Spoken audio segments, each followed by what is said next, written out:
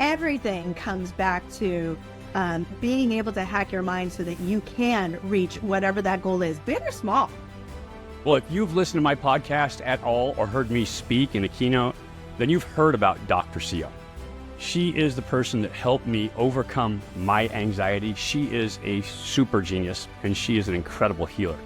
I trust her when it comes to mental health. I trust her when it comes to understanding the nervous system. And she's a person that helped me to take that next step, to grow, become better, and to get over anxiety. Today, we're talking about peak performance, how to modulate, how to optimize your nervous system to get to that very top level. She's amazing. Like I said, she's a healer, she's an angel, and she is here today. You don't want to miss it. Dr. Cio Hernández, and we're going to be talking about how to perform at your best. Great day, everyone. I'm Mike Pawlawski, former world champion quarterback, serial entrepreneur, and award-winning TV producer and host. I've lived a life dedicated to mastery through performance and mindset integration. Each week, I'll bring you the insights, strategies, and stories from some of the world's top performers to help you unlock your greatness. Whether you're an athlete aiming for the top or an executive driving your team to victory, this is where you learn how to train your greatness to become an everyday great. Now let's get after it. Dr. Cio Hernández. Thanks so much, Mike. It's so fun to be on this program with you. I've been working in the field of mental health for over 30 years, and although that sounds like a long time, I'm always learning new things from the people that I'm with. So I'm excited to speak about performance mindset. That is actually, you just hit on one of the big keys to it right there. Always learning from somebody else, right? The growth mindset. I can always get better. I can always improve. So many people come from a fixed mindset. We'll talk about that in a little bit coming up. First, let's talk about basic human behavior. And this is why I think it's so fascinating with your background in mental health, is that I think so much of the peak performance mindset, the things that you do to get to a peak performance mindset are really similar to the things that you do to work on mental health as well. It has to do with the pleasure and pain principle. You want to find as much pleasure as possible. That's what we're always striving for as people. But we're also recoiling from pain. We're trying to avoid pain in our lives. And so those are the two main driving factors, I think, as basic needs for humans. Dr. Cio, what are your thoughts from the mental health side? What's one of the first things that we teach kids around a fire, right? Hot, don't touch. So the avoidance of pain is actually a survival mechanism, and we teach it very early, and children learn, right? You don't have to tell them more than once. Well, maybe a few of them. But the best part about thinking about performance mindset is knowing that it's all mental health, right? Like it's the integration of your mind, body, and spirit, and trying to keep you moving forward in the direction of your goals. Absolutely. And so that's the point too. The journey is the goal. It's you have goals, you have fixed points, but it's the journey and improving and getting better the entire time as you move along.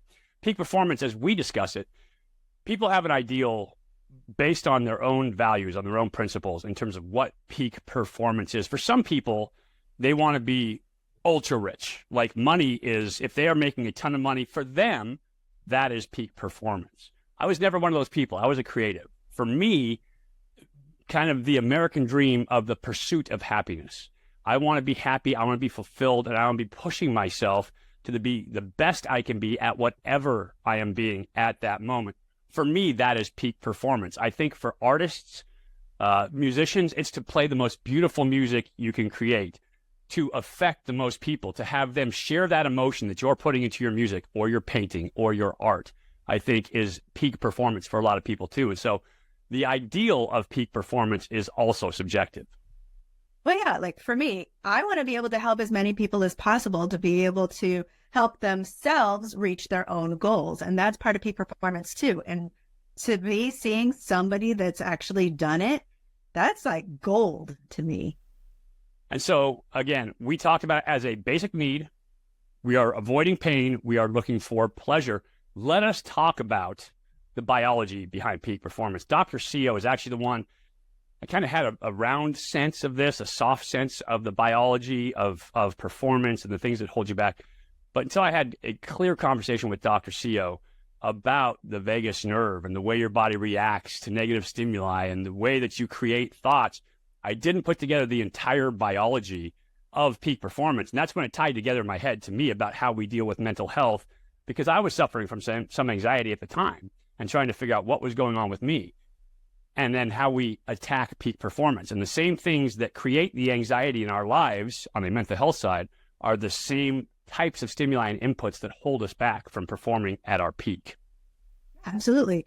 So Deb Dana talks about the neuroception to story pipeline that happens very quickly, right? Your brain receives a message, you perceive it as a certain thing, you interpret it and enter into a state that impacts your behavior. You create a story, and then that story could either take you in a good direction or it could take you in a bad direction. So in peak performance, we want that neuroception to be able to be recognized quickly and perceive it in a way that's going to help us reach our goals, not perceive it as in a way, not perceive that information in a way that's going to take us down a negative track, which will keep us from reaching our goals. And the point that you made is it's all about the story. What are we telling ourselves at this point?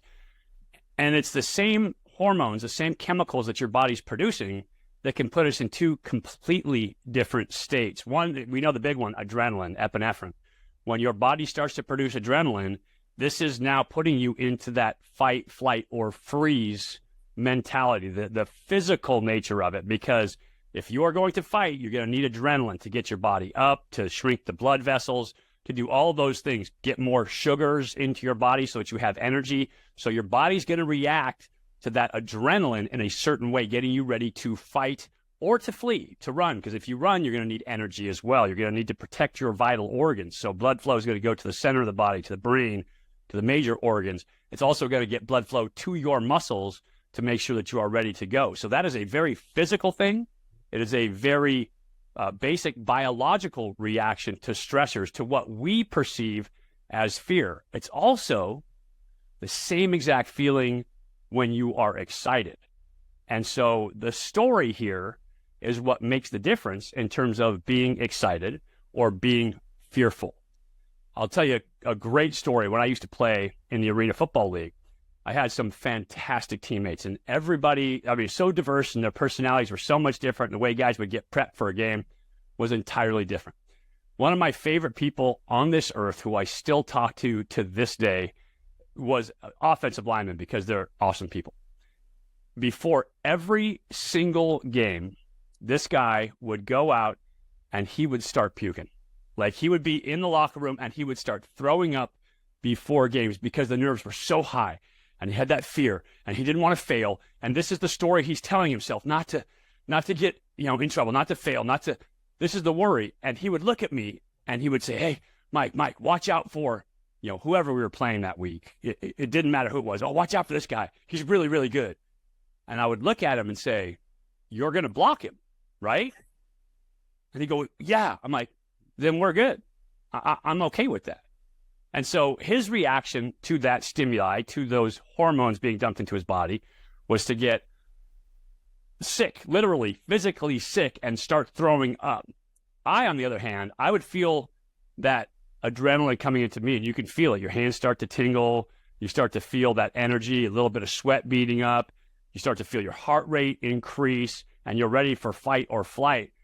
And for me, as soon as I started feeling that, because I was cued in a little bit to the fight or flight response, I would start to smile. I would start to be grateful that my body was getting me ready to go to battle in a football game.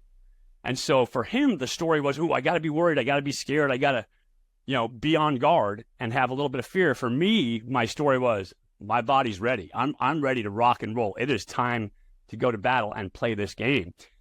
And the biological response is exactly the same. But the emotional response is what changed.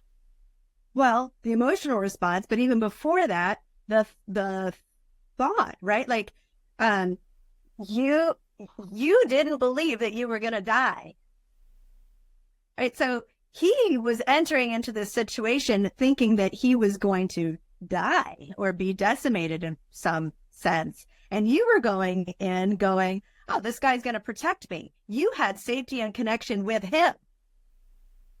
Right. So you had already had some experiences of being able to be protected, safe, and be able to do your job.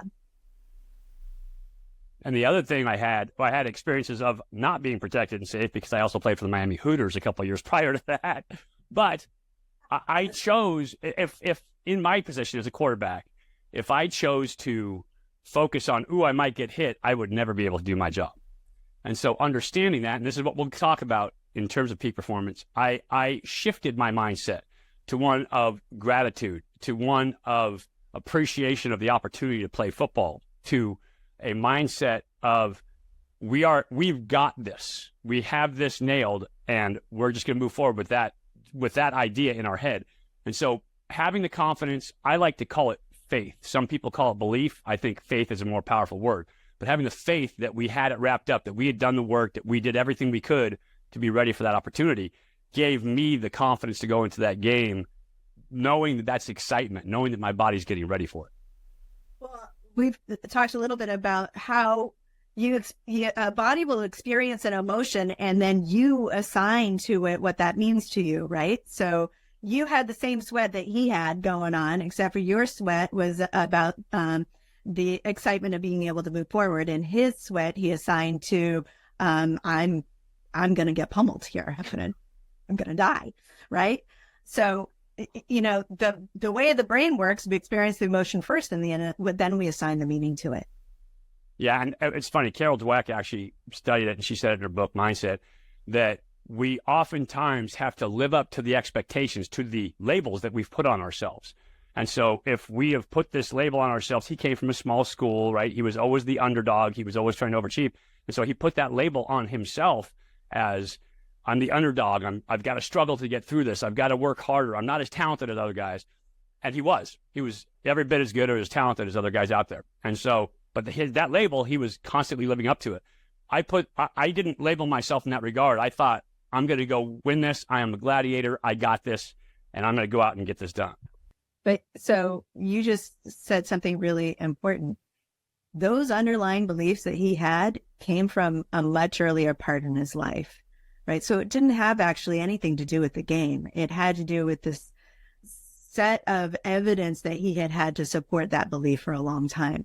So you were able to get in there and be able to receive the neuroception and perceive it in a totally different way than he was, because you didn't have that same set of circumstances. You might have different ones, but your different ones still led you to being able to have this positive mindset.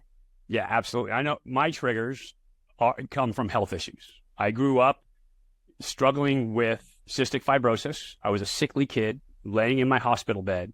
On a number of occasions, my mom and dad heard from the doctors that if I made it through the night, I would probably make it. And so I had those setbacks for me, that my health was an issue. And whenever I had issue, you talk about Deb Dana and her response, I get those physical triggers that I can feel, maybe a little chest tightness for me, especially with, bouts of asthma in my past. And all of a sudden my mind starts to create that story of asthma. I don't want to go back there. Here's the fear. And I can feel it coming. And so I now know what my triggers are. Thank you, Dr. Cio. And I have overcome them. I can rationalize them. I can get through them by changing the story in my head when they happen now. And I can also prevent them with proactive things I do beforehand. But it gets to a great point in that once we have that response, let's talk about the biology that happens, because we talked about pain. With pain, our body uses fear to keep us away from pain. And so that's our response. To avoid that pain, we're going to give ourselves anxiety. We're going to give ourselves fear, which is incredibly potent at making us not do something that's going to hurt us. So talk about that anxiety, and we'll talk about it in terms of the performance mindset and how we approach it. So back to survival, right? And you talked earlier about fight or flight. For somebody that has that negative belief about themselves, I'm going to die, or bad things happen to me, or whatever their negative belief is, they may move into fight or flight faster, which is not necessarily a good thing, because as people get tired of fighting and running, then they start moving into dorsal vagal shutdown. And that keeps us from having a performance mindset that is going to get you to your goal. So we don't want people to get tired. We want people to be able to recognize that they can actually come back into safety and connection. again, when you were being protected, when he was walking for you, you were able to come up your ladder and go, oh yeah, I am safe because I'm connected to him and he's going to help keep me safe. So we actually do have the power to come back up into safety, even by hacking our own mind at any given time. You talked about a few things that engage the parasympathetic nervous system, smiling, right? So there's lots of research that says even faking a smile will keep your fear response in check. So you can approach a situation, be able to be a little bit more rational about it and not be afraid of what you're seeing in front of you. I love that. The other one, and you're just about to get into this, I would go out and sprint, 50-yard sprints. I would breathe hard. I would do my flight intentionally so that my body could overcome it and bring myself back down. Well, let me ask you about that. When you breathe hard, are you actually concentrating on getting your air in, or are you concentrating on getting the air out and going, right, to be able to get it out? Which one do you do? I don't know, but I always thought that I was trying to get the air in, but I'm sure it's about getting the air out. Well, okay, probably for you it was about getting the air in because you had this history of asthma, right? Right.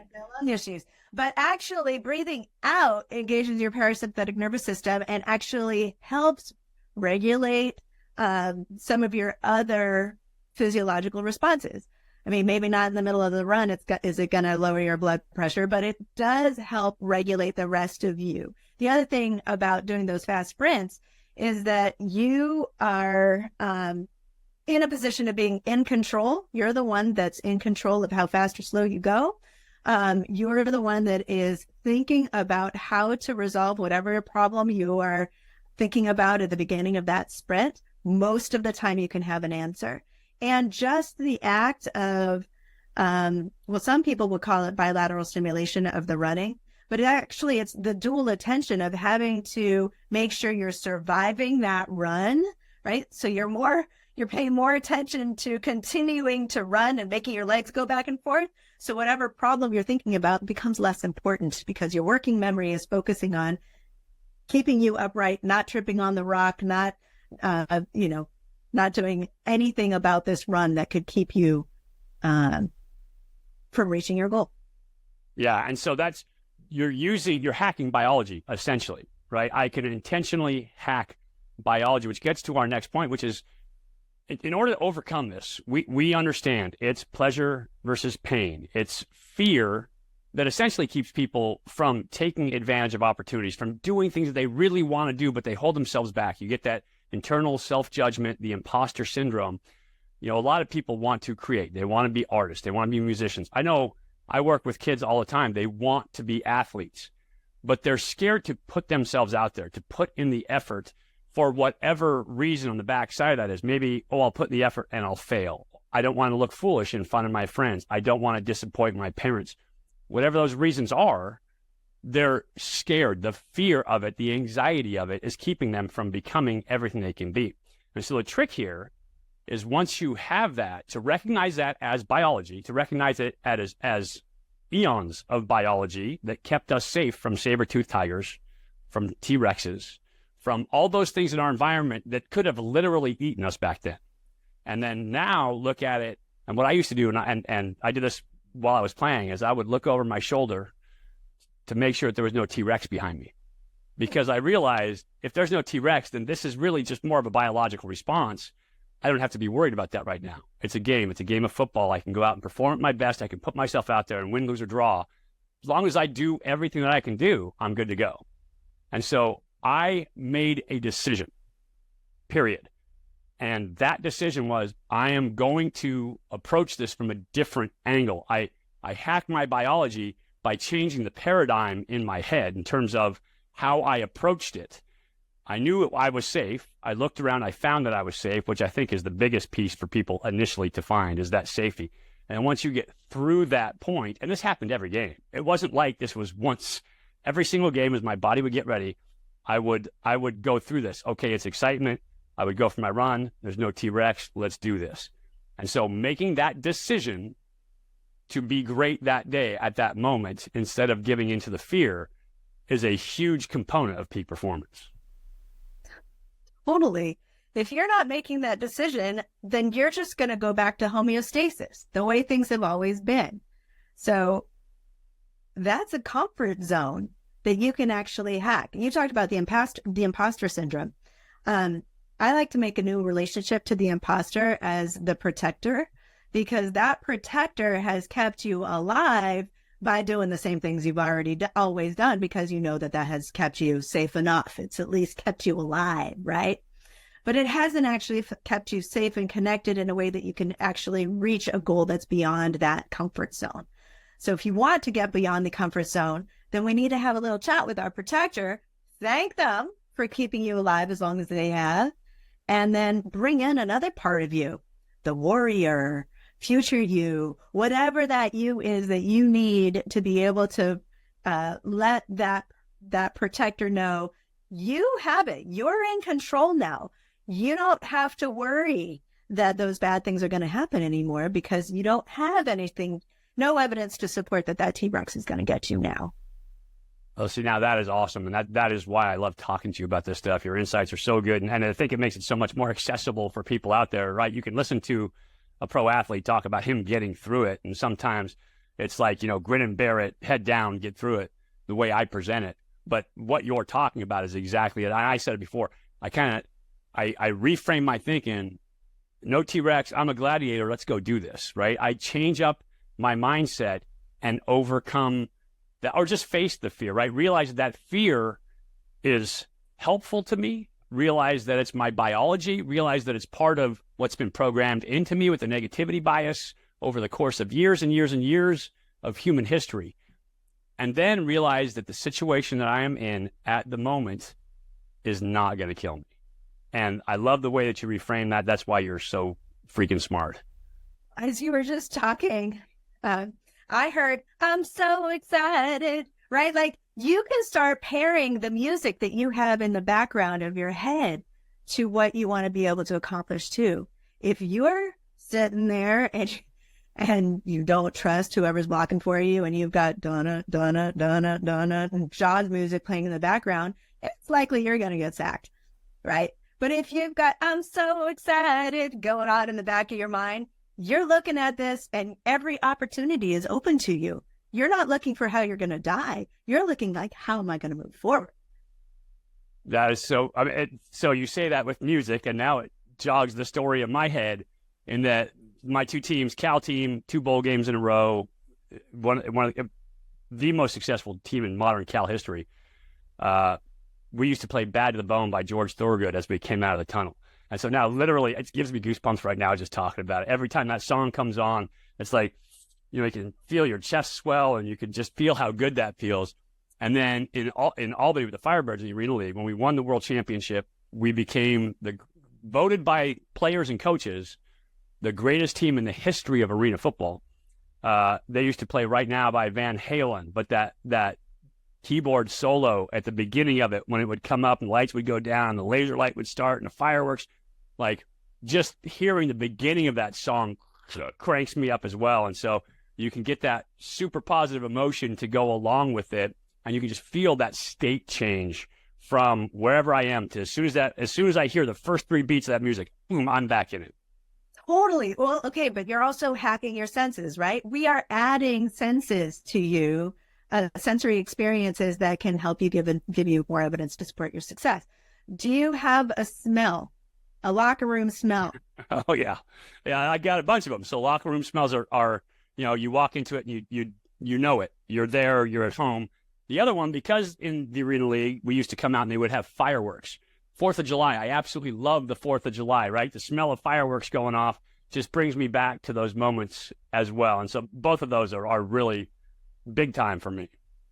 And then visualizing what you want to be able to accomplish and see yourself already there. You're already making it to the end zone. You're already selling the book that you wrote. You're already getting yourself out there in a way that you've never done before. You're already at the top of the mountain and you're celebrating. Yeah, and so that's the beauty of reframing it. We talk about, being able to put ourselves in that mind state, and that reframing yourself like that, putting yourself as the championship, visualizing that, getting yourself there, telling yourself the story. is a great way of overcoming that anxiety, of overcoming that fear, of getting through it and actually creating it to work for you. Now that anxiety becomes excitement because I know where I'm going, the faith that I'm going to win that championship, win this football game, throw that touchdown pass for me, whatever your jam is that, when you're listening to this, that you're going to accomplish that task, that you're going to be successful to whatever level that is, that's for you. It works the opposite way too. The stories we tell ourselves sometimes lock us in a box. And I'll say, when I was playing in Albany, my final year, there was a huge players dispute. And I actually did research into a paper on antitrust versus labor law in professional sports. And I knew all the ins and outs of it. So I was one of the players that ended up leading it, one of the named plaintiffs in the thing. It had been done 6 times in different sports. It could have been super easy, but the league made it really hard on everybody. And they tried to keep the players in a box, tried to give us as little control as possible. And the players actually rose up, but keeping them together was a huge thing. That's a long story. At the end of it, though, they instituted, before any deal got done, a drug test. And a lot of the players were telling each other, oh, it's not going to happen. They can't do this. And I was trying to tell everybody, this is going to happen. They're going to do this because they instituted it. They have to stand up somewhere. And they have to do something, and they have to exert their power somewhere to show you that they can. And we had a player come to camp who was a really good college player. And everybody knew going in that this was going to happen, that they were, it was out there that was going to happen. Whether they believed it or not, I don't know. But he came in and we took the drug test, right? It happened. Everybody went and peed in the cup, and we took the drug test, and we were coming out. And so we were in alphabetical order, close to each other. And we came out to the field, which is where they, kind of sent us after the drug test. And I'm standing next to him, and he looks at me and he goes, "Been nice knowing you, dog." I'm like, "What do you mean?" And he says, "Well, I just figured it got to be me." And so here's a dude that he was a great college player. He had worked his butt off to get in shape for camp. He was coming for an opportunity to be a professional athlete, an opportunity to have advancement, an opportunity to grow, to live his dream, to get paid for what he loved doing. And the story he told himself was he was a guy that smoked dope. That's who he was.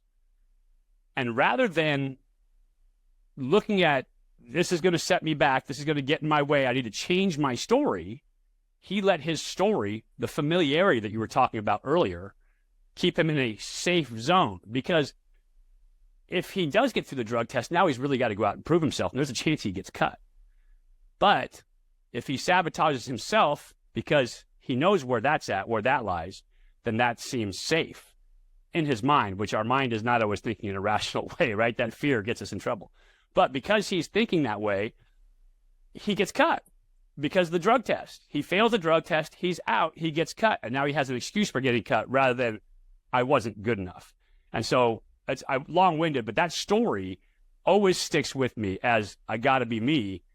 But sometimes being me, that familiarity is way worse than putting yourself out there. Right. And how old was he when he started smoking dope, right? Like, he's the guy, that younger ego state is the guy that we need to know, look, I've trained. I've worked hard to get here. I'm in control now. You don't have to worry about this anymore. You're good. You actually don't even need weed anymore because we're good. We're good. I've done the work. But unless that younger ego state part of you can trust that you are true to your word, you're going to keep going back to that age, and that age will run the show for you. Right. And so that's a lot of what you do, is dealing with the trauma and dealing with the historical baggage that people come with. And that's the mental health side of all of this. And I think we all have it, right? There's no matter who you are, you've got something in your life that you hang your hat on that kind of defines who you are to yourself. And a lot of the work that we do later, as we're trying to improve, as we're trying to grow, is to kind of clear some of that baggage out so that you have room for new growth. But a huge piece of that, right, we talked about making that decision, is now creating new habits to bolster that decision. Because we can go out and make a decision. I can go out and say, I want to lose 20 pounds, and here's how I do it. And I can make that decision. But then if I don't take any action towards it, it's just a dream. It's not going to happen. My body's going to go back to stasis. It's going to go back to being right where the familiar patterns have taken me to that point, putting on a couple pounds a year and getting bigger and rounder and less aerodynamic as I get older, right? But if I make the decision, and then as a result of the decision, I start taking action, I create new habits that work towards my decision, now I'm doing something in terms of creating peak performance. You have me wanting to go on a run like right now, this moment. It feels so exciting, right? Because everything seems possible when you're in that performance mindset where there isn't anything that's holding you back, right? That's the most amazing thing to me is the performance mindset is all about anything is possible.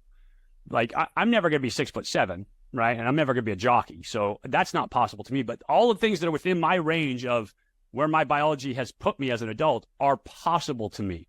And you can be almost limitless. Your only limits are the things that you can come up with, or that your mentor group can come up with, or that in the society in general can come up with, that you can then wrap your mind around and say, I can do that. That's your limit once you're in that peak performance mindset. Well, even just living to 100, right? The biggest indicator of living to 100 is believing that you can live to 100, right? If you don't believe you're going to get there, you will likely not get there. Right. And that's the power of positive thinking. You know, you hear it a ton, and I think it's kind of gotten this big umbrella of, if I just think this, then it'll happen. You have to do the work behind it, right? You can't just think, hey, I'm going to live to be 100 and then smoke cigars and eat bacon every day. Like, that's not how that's going to work out. You have to do the work too. But for me, the positivity, the growth mindset in that phase is that you're not just positive about it, but then that positivity leads you to do the work. And because you're doing the work, that you're taking the reps, as an athlete, I always speak about it that way, of seeing your belief, your new story about yourself come true. And as a result, that faith, that belief gets stronger, which reinforces the behavior. And now you've created a new habit. Yeah. Well, what else are you thinking there? Freedom and control, right, become your drivers. So when freedom and control become the drivers, then these other scared parts, they don't have as much power because you're taking the driver's seat. So you're not moving your life from a place of fear. You're moving your life from a place of freedom and control. I'm trying to catch up with my notes here, so I'll cut at this point. Sure. Yeah. Well, yeah. So it's just easier to make a decision when you believe that you're in the driver's seat. Excellent. And putting ourselves in the driver's seat, one of these things that you have worked on, you've made, one of the things that you have worked on, made it kind of your life's work, is helping people put themselves in the driver's seat, helping people break the cycle, break the circuit when they're going down the wrong way, what we like to call, you introduce it to me as the lizard brain or the reptile brain, right? Where you now freeze, you just lock up, which is fine if there's a predator stalking you and you're camouflaged, but it's not fine if you're trying to make a big decision in life, or if you've got other things going on that you have to attend to. And there's a way to break that cycle. You have developed the Got This app, which helps people do this. And you've been working in this field and been a pioneer in this field for quite a while. Yeah. So I developed the app so that people can have tools to hack their brain in any moment, right? So if you've got access to a device with internet, you can just start to use the things that I would use in my practice at any time. And we showed that you only have to use it for a minute. So think about doing the app or any of the brain hacks that I teach in the app in the locker room before you hit the field, right? Or to do it for a minute before you enter into a test that's seriously freaking you out. It's the same thing, right? In the test, you may be thinking that the test makers are out to sabotage you, that they don't want you to pass, when the reality is that they wrote the test, it's the same for everybody, and the answer's in front of you, it's waiting for you to just pick it, right? You get to be the shark. The test is not the shark, you are, right? So on the field, same thing. You get to be the one that figures out how you're going to get to the end zone, right? Everything comes back to being able to hack your mind so that you can reach whatever that goal is, big or small. Even just what you were talking about previously about choosing to make a decision. You can hack your brain and get yourself to a place where you're able to go, oh yeah, I can make this decision. This is the easy choice. I'm going to choose freedom. And think about how amazing that would be for everybody at home. Like most people at some point in their life have felt that anxiety, right? They have felt that vagus nerve fire up and be like, whoa, don't do that. Like hold back. Whether it's in a big crowd, your first time you're going to speak publicly is a big one for people, right? Test anxiety is another place that can happen. It can happen in real life. You see a rattlesnake, you see a dog that's snarling at you, like that anxiety. Well, when that starts to become like a consistent theme in your life where you're putting yourself in those situations, putting yourself out there, you can now hack that and turn that around. So many people get caught up in that loop of, you stretch a little bit and then the anxiety comes and you recoil back to familiarity. And now there's a hack for this in terms of the modern science and the app that you've built. It's pretty amazing. Thanks, Mike. I mean, I've seen it work for a lot of people. We worked with executives that are about to get out there and do a big old business pitch. And it's funny the things that they believe about themselves. I'm not good at selling things. Well, how did you get here if you're not good at selling things? You were obviously able to get good enough to get here. So, changing the mindset around that belief. And it's back to what we were talking before, right? Other kinds of beliefs. People like me don't become doctors. That's a big one that I hear a lot with my medical students that are getting in their own way. And it's like, what are you talking about? Of course, people like you become MDs. We need people like you to be doctors, right? And just helping them see that possibility that you mentioned and start seeing themselves already there. We can hack it with or without an app. We've got tools. You use it on the field. I use it when I'm trying to help my clients move forward with their own goals. We just work together until they can feel safe enough to be able to do it themselves. And this is what sorry, go ahead, Dr. Sam. I tell people, I'm going to believe in you until you believe in you. Yeah. And this is why I love Dr. Cio so much. Her ability to connect with people, her ability to be there and support people, and like this effervescent energy and strength combined with that incredible intelligence that she brings like to every conversation about this stuff, that the insightfulness is just amazing to me, the way that she approaches this, but her skill, her knowledge in this, and her ability to help people is outstanding. So I appreciate you, Dr. Cio. Appreciate you, Mike. And I feel like we help level each other up to reach the goals that you have. So I want to be able to help you realize your dreams and goals. And I feel like you really do support me in helping me reach my dreams and goals. Absolutely. How can I not take in all those good energies that you're sending my way? And I take that and I think about our Be It scholars with the Be It Foundation in Texas, where we have invested in youth to be able to reach their highest career goal. Instead of just dropping little bits of money every year to different people, we want to see these folks be able to reach their highest goal to show people what investment in somebody actually looks like over the long haul. So because we have invested in the person, we've also chosen to do these like monthly meetings to help them with their own performance, right? We want them to be at peak performance so that they make us look good too. So we teach them things like how to make an ask out of, like how to ask something for yourself to somebody that might be out of your comfort zone, right? How to pitch yourself, how to work on your own leadership skills to be able to reach peak performance. And we've already got, I think 5 graduates that have reached their at least first level, and then they can continue to reapply until they reach their highest goal. That is so awesome. And that's a great point when it comes to peak performance too, is that people who are strivers, people that are trying to grow, just like everybody else, but those people are oftentimes held back by their inability or their lack of will to ask for help, right? We feel that if we go and ask for help, it puts us out there, it makes us look weak, and it's scary to us. And it's easier, again, to sit in that familiarity of I can work as hard as possible, I can control myself. But once I ask somebody else, it's out of my control, and I have to expose myself like that. And what you are doing with the foundation and what true high achievers do is they look for that help. When I was playing quarterback, I wanted the next quarterback coach to teach me something else. When I was a pro, a 6th-year pro, I played in the NFL, played in college, had some great coaches up to that point, but I had a coach by the name of Mike Pawlawski, And Ho had played in the NFL for a little bit. He was a All-American at University of Minnesota, but he was coaching in the Arena League.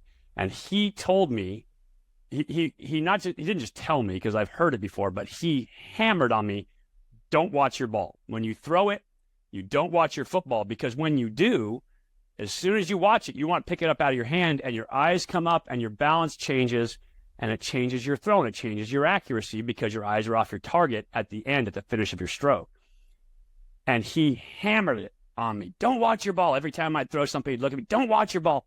And hammered and hammered and hammered on me. And eventually I got to the point where I was looking at my receiver the whole time, and my accuracy went from arm span down to helmet. I could literally put the ball in about a 1-yard box from 50 yards down the field by keeping my platform and keeping myself on balance without looking up at my ball. And it was a huge change to what I had been doing to that point, and a huge improvement in my game. But had I shut myself off to mentors, had I not continued to look for opportunity for growth, to learn anywhere I could, I wouldn't have gotten that tip, and I wouldn't have become the quarterback I became. The fact that you're able to see so clearly and to listen and to respond to the feedback is another major credit to the way that you're able to reach your goal. You know that this person isn't coaching you to be able to bust your mindset, right? Like, he's actually trying to help you. He's trying to teach you something that you can't recognize by doing it yourself. Like, you see a lot of golfers that'll record their swing and they'll watch it over and over again to be able to improve their swing. Part of listening to coaches is trusting that they're there because they care about you and want to help you reach your goal. And that's a huge piece that's what I love about being a professional athlete. That's why the peak performance mindset is so important to me, because like, you are constantly striving. The littlest thing that you can find that will help you improve, to get an edge over your opponent, to get an edge in a game, to pick up your performance to the next level, you will do it. Whether it's a dietary thing, whether it's a psychological issue, a mindset thing, whether it's a physical thing, no matter what it is, if you believe it can help you, you're going to try it out. And you literally go through trial and error with a ton of these things to kind of see where they fall within your game, within your regimen, to improve what you do.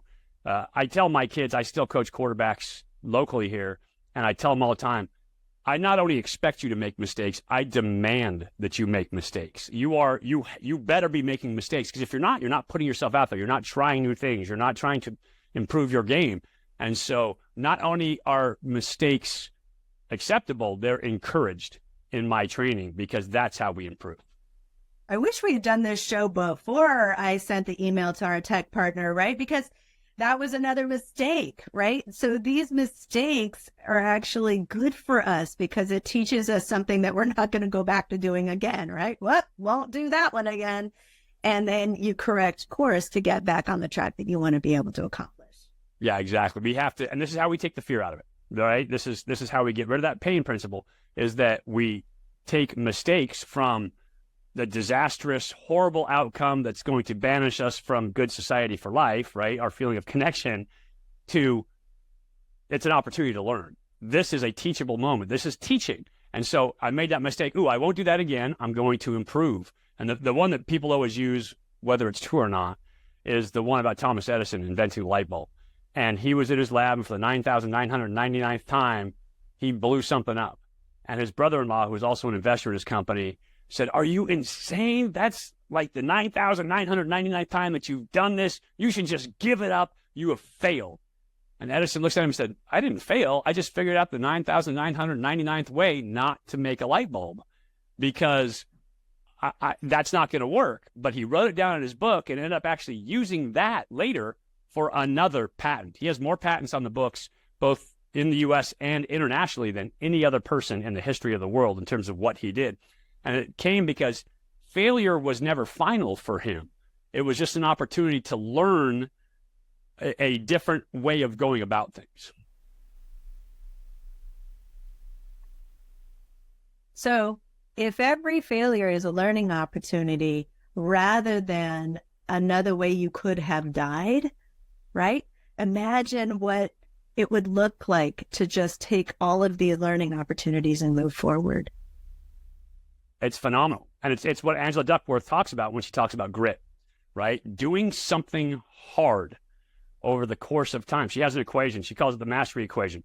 And in this equation, it puts in effort twice. So you start with talent times effort. So how much natural gift you have to begin with times the effort that you put into it is how you develop skill. So now you put your talent and your effort together, you've developed skill at whatever you're doing. Now you take that skill that you've developed and you multiply that times effort again, and that gives you your achievement, the final goal, the finished product of what you're doing. And so the truth of the matter is, if you are learning all the time, then you are developing skill through your effort. If you are putting in enough effort with that skill, you are now getting to your achievement and you have developed grit. You have to go through hard things. You have to develop the ability, a little bit of resiliency. It's passion, it's resiliency, it's belief, it's faith, all tied together into this beautiful word of grit, of how we accomplish things. And what she calls grit paragons, the people who have been huge successes in their fields, are the ones who have overcome the hardships, who have done the hard things, but continue with that growth mindset of, that wasn't a failure, it was a learning experience that I can now improve my game incrementally to get better. In Childhood Disrupted, Donna Jackson Nakazawa talks about you have to have a little bit of adversity that you manage in order to be at prime resilience, right? Because if you have a little bit of adversity, you're like, oh, I can come back from things and things are going to be mostly okay. If you've never experienced any adversity and your life has been perfect, then one little thing happens and you're like, oh, the worst thing in the world, right? Everything just is doom and gloom.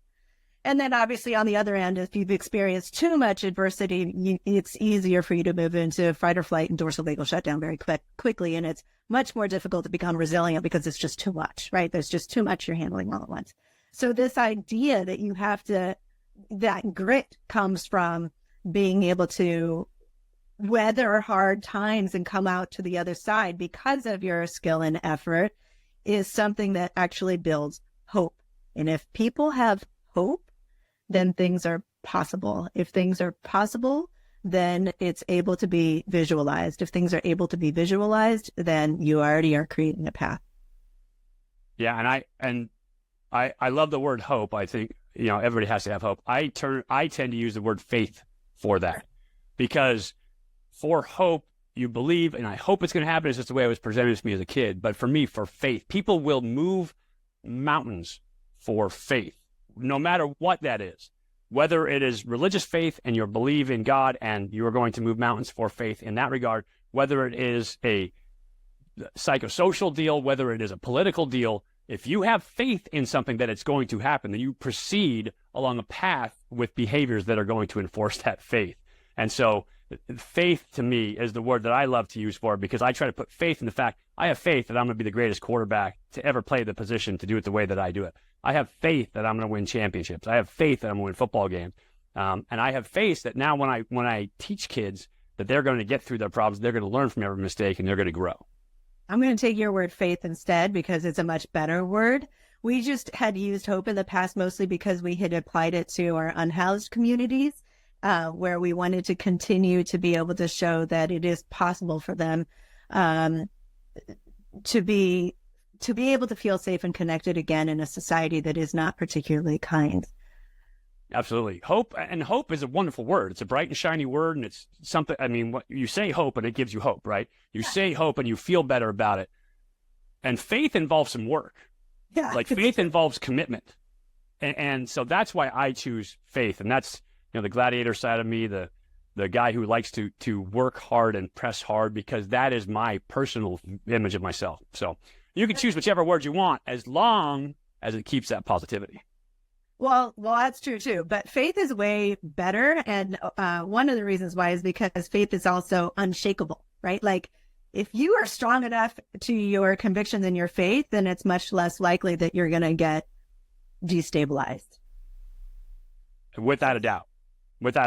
And you build that through the effort. For me, when I was sickly as a kid, I talked about it early on, getting through that, sports were my way out of that.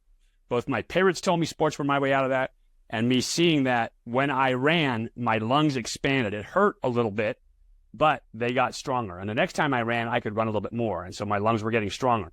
And I could see that. And so my faith was that the harder I work, the better I'm going to get, because I'm going to improve by putting in the time running, passing, throwing. It was playing soccer back then, baseball back then. I played every sport there was to strengthen my lungs because I had faith that if I did that, I would not have to go back into that oxygen tent, be separated from my parents, be alone, and be scared.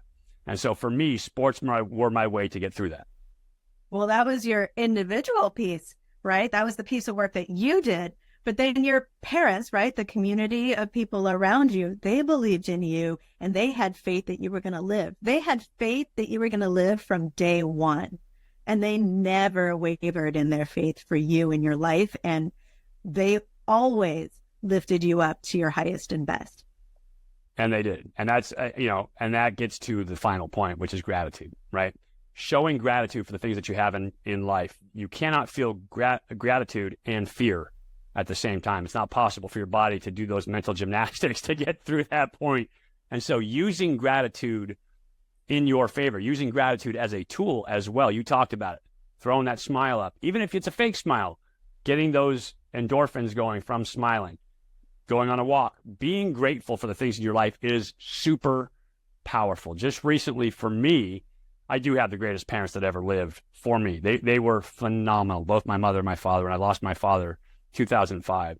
And just recently, I've reconnected with my father, which sounds odd to some people at home, but to feel that gratitude, that energy, to be able to reconnect with my dad, I go on a walk every single morning, and I appreciate my father, and I talk to him as if he is there because I can feel him, and I can sense him, and that gratitude just it opens me up and gives me so much power. And so talking about it, being vulnerable about it, I love that because I want people at home to have that same type of power, to have that same type of connection that I can feel with my father every day. And so I'm grateful for all the people in my life. I am super grateful for you, Dr. Cio, in my life, and my wife, Susie, and my mother, and everybody else, because that gratitude it helps me live with passion every single day. And that gratitude is going to catapult you into a place where it'll be an impossible task to not be in your peak performance mindset, right? So I talk about bringing in test angels for people who are taking a difficult exam, but you can take any goal that you have and bring in the people that you know have always been there and that they believe in you too. Because if you can feel their belief behind you, then it's just like wind on your sails. You're going to get there. You're going to get there.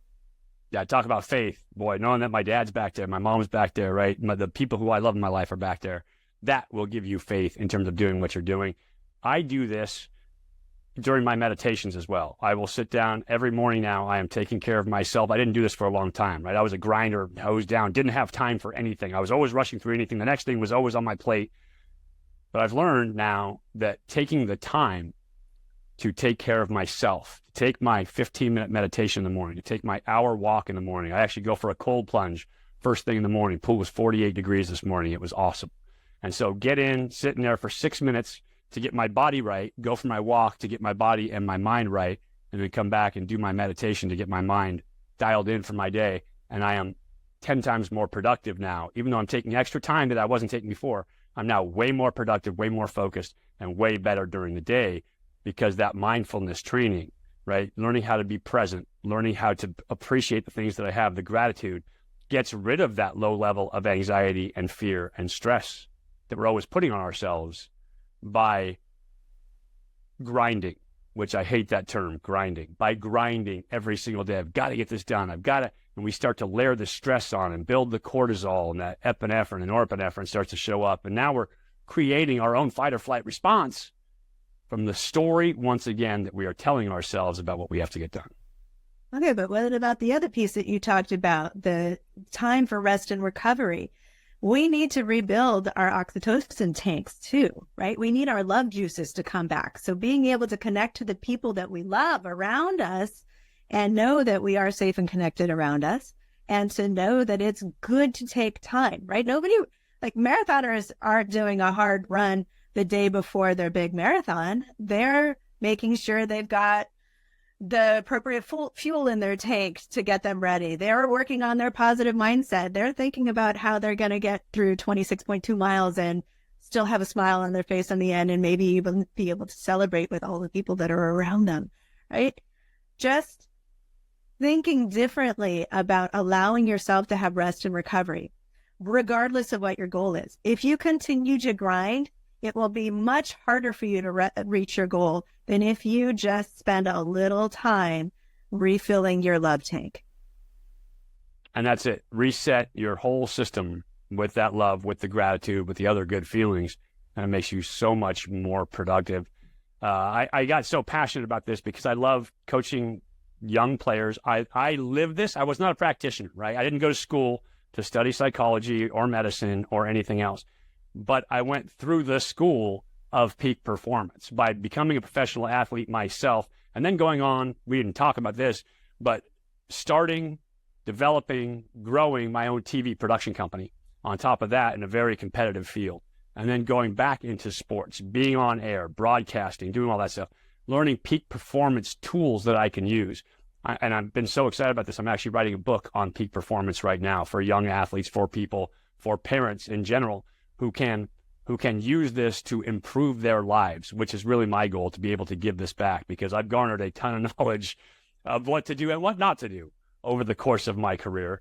And giving that back to people out there is a huge thing for me in terms of service, giving back to other people, living for something bigger than me. I can't wait to read your book, because I think you're going to be able to take those skills that you're talking about on the field and apply it for any kind of goal. It's just that the end zone changes, right? Like whatever you're trying to accomplish, if you follow those peak performance milestones that you're talking about and the skills that it takes to get there and the effort that you need to do, you can apply it to anything. And that's exactly it. I think you just came up with the title, just the end zone changes. I like that title. That's pretty good, right? That's awesome. That's why I love having you on. You bring so much energy, Dr. Cio. I absolutely adore you. You are fantastic. You are so good at what you do and so smart. I love having you on. Where can people find you? I know they got this app. Talk about all the different places they can find some Dr. Cio love online and out there in the world. You can find Got This app at gotthisapp.com and download it for yourself on any device. You can also learn more about the Be It Foundation at beitfoundation.org. And I hope you will contribute to paying it forward in our communities. And I already know that anybody who's listening to you, Mike, is already thinking peak performance. And that's the best part about being able to work with you, right? You lift those up that are around you. And frankly, you're not just teaching the kids how to reach their goals. You're teaching the parents how to be the right kind of supporters for the treasures that they have in their children, to be able to continue the legacy forward for their entire family and to contribute to the well-being of our entire community. That is exactly it. That is exactly why I'm doing it. And it's not just for the kids and the parents too. It's other people in general. Like everybody will benefit from using these tools. And I'm not the first person to talk about peak performance. There's a ton of people out there that do a fantastic job helping people. But every time you can hear it in a different voice, potentially you learn a new lesson. And so I'm going to add my voice to that mix because I believe I have something to say about it. And my history, my skills as a professional athlete, and having Pac-10 Player of the Year, earned that when I was thought of as the worst recruit in the Pac-10 when I came out. Going on to play 11 years of professional football, all arena 15-year anniversary team, world champion. Like those things came from these exact tools that I'm talking about. And so kids can learn them, and when they learn them early, they can use them for their whole life. And so that's why I think it's huge for the athletes. But then parents can learn them how to parent, but also how to improve their lives, because when they're better people, it affects the kids in a positive way as well. And then the general population can use them to improve their lives, tips from inside the locker room that will help everybody in everyday life, no matter where they're at. Well, the things that you're teaching the parents are no different than the things that you were teaching the institutional systems when you're in the NFL and working on changing those systems to be able to make a difference too. Or, when you were playing professionally, right? So when we're thinking about peak performance from a systems mindset, then we need to change the environment to be able to create the conditions for people to be able to reach whatever their goal is, right? We need to be able to create a system that says, I see the possibilities of the success so strongly that I'm going to do everything I can to make this environment smoother for people, for all those that are under me to be able to get there, or with me rather, not under me, but you know what I mean. That everybody on my team is working together as a team instead of me telling people what they have to do to be able to get there. It's much less likely they're going to get there if somebody else, if the system is in control instead of them being in control. And that's what you talked about earlier with your paper that you wrote too.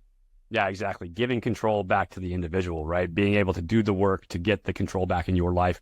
And the ability, we'll talk about that too, team dynamics.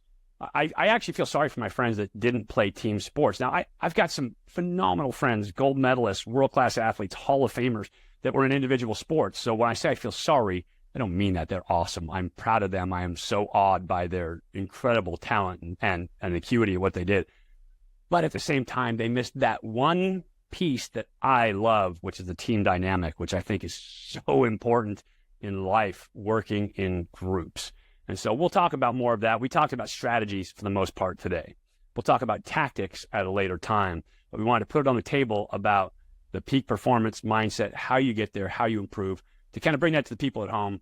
I love it. I'm passionate about it. I live it every day. I think about it all the time. How do I get better? How do I help other people get better? How do I give this back to the next generation? I hope this helped everybody at home.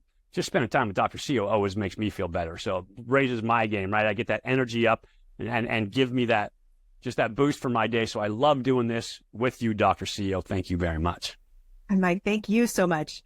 And I think one of the best parts of being able to work with you is you come as yourself, but you also come with all of the supports that are around you, right? Like you bring everybody with you to help lift everybody else up. And you just make everything possible. I'm grateful to you. I'm grateful to your wife and family. And I look forward to figuring out how we're going to keep helping people lift themselves up, their communities up, and see more people reaching their goals. Absolutely. And we care about you at home too. We appreciate you guys being here with us, joining us for this time. We want to keep bringing you stuff that helps you. So if you liked it, comment down below. Make sure you leave a rating. If you're listening to us on a podcast, if you're watching on YouTube, give us that thumbs up and subscribe. We'd love to be able to bring you more of this positive energy every single day and help you to live at your peak, get through to where you want to be as a peak performer. I appreciate you. You can always find me on Facebook, Mike Pawlawski, super easy, on Twitter @Pawlawski, and you can find me on YouTube, Elite Athletes TV as well. So if you love football, if you love the X's and O's, getting in nitty and gritty, you can find me there. Dr. Cio, you are the best. Thank you at home. You will be the best. Just practice the peak performance and you will get to your goals. We'll talk to you again soon.